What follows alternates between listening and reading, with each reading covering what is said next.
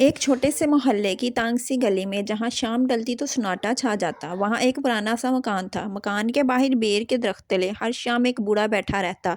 نام تھا ان کا عباس، مگر محلہ والے پیار سے چچا میاں کہتے تھے۔ ان کی آنکھوں میں اتنا دکھ بھرا تھا جیسے ساری عمر کا ساحل اداس ہو گیا ہو۔ لوگ کہتے تھے کہ 5 برس پہلے ان کی بیوی امی جان اسی بیر کے درخت تلے بیٹھی بیٹھی چل بسی تھی۔ تب سے چچا میاں کی ہنسی مر چکی تھی، بس ایک پرانا ریڈیو ساتھ رہتا جو کبھی کبھار دھیمی آواز میں نور جہاں یا مہدی حسن کے پرانے گیت چھوڑتا۔ ایک دن اسی گلی سے گزر رہا تھا 10 برس کا ایک لڑکا، ریحان۔ اسکول بیگ لٹکائے، ہاتھ میں 2 روٹیاں تھیں جو ماں نے ٹیفن کی جگہ جیب میں ٹھونس دی تھی۔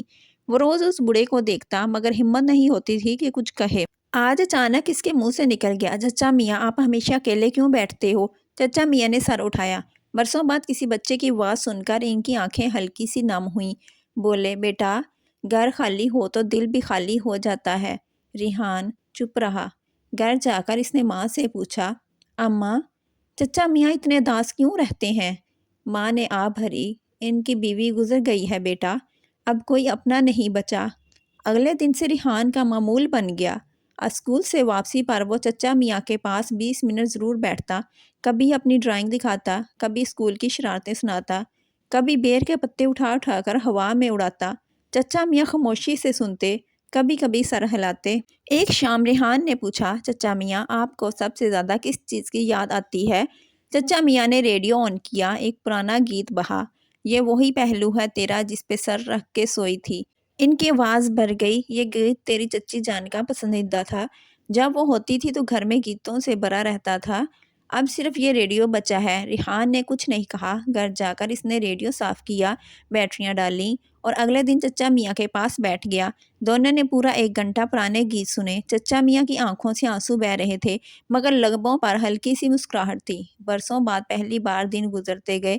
سردیوں میں ریحان چچا میاں کے لیے ماں سے بنوائی ہوئی گرم گرم چائے لے کر آتا، گرمیوں میں شربت۔ چچا میاں نے بھی ایک دن اپنا پرانا کوٹ ریحان کو پہنایا۔ اب تم بڑے ہو رہے ہو بیٹا، یہ تمہارا کوٹ ہے۔ کوٹ کے اندر کی جیب میں ایک پرانی چٹ ملی، اس پر امی جان کا لکھا ہوا تھا، عباس اگر کبھی اکیلا محسوس ہو تو کسی کو اپنا بنا لینا، محبت کبھی ضائع نہیں ہوتی، وہ ضرور واپس آتی ہے، کبھی اسی شکل میں کبھی کسی اور روپ میں۔ ریحان نے چپکے سے چٹ پڑھی اور چچا میاں کو واپس جیب میں ڈال دی۔ ایک دن چچا میاں کی طبیعت اچانک بگڑ گئی، ہسپتال میں بستر پر پڑے تھے۔ ریحان روز اسکول چھوڑ کر آتا، چچا میاں کا ہاتھ تھامے بیٹھتا، وہی پرانے گیت گنگناتا۔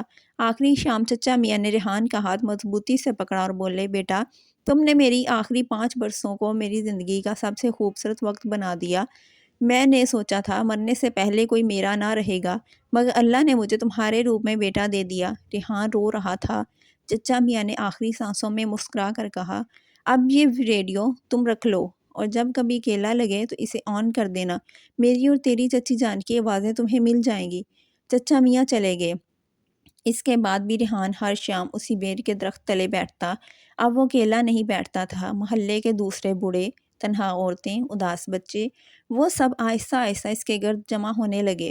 ریحان ان سب کو اپنا بنا لیتا، گیت سناتا، کہانیاں سناتا، چائے پلاتا، کیونکہ اس نے چچا میاں سے اور چچی جان کی چٹ سے ایک سبق سیکھ لیا تھا، محبت دینا کبھی رائے گا نہیں جاتا، وہ ضرور واپس آتی ہے، کبھی ایک بوڑھے کی مسکراہٹ بن کر، کبھی ایک بچی کے آنسوؤں میں، کبھی ایک پرانے ریڈیو کے گیتوں میں۔ اور وہ بیر کا درخت آج بھی کھڑا ہے، اس کی چھاؤں میں اب کوئی اکیلا نہیں بیٹھتا۔